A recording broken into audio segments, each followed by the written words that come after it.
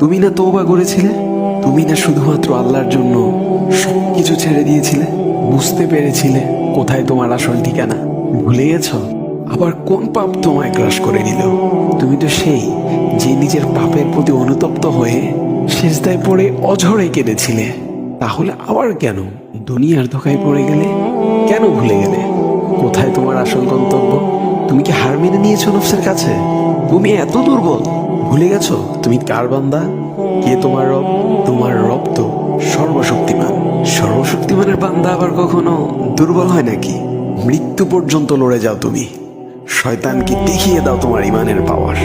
শয়তানের ধোকায় পড়ে অনেক পাপ করে ফেলেছ, তাই নিরাশ হয়ে গেছো তুমি, তাই না? তুমি কি জানো না তোমার রব কতটা মহান? তিনি তো তোমাকে ক্ষমা করার জন্য অপেক্ষা করছেন। তাই ফিরে আসো সেই রবের দুয়ারে, যার দুয়ার কখনো বন্ধ হয় না।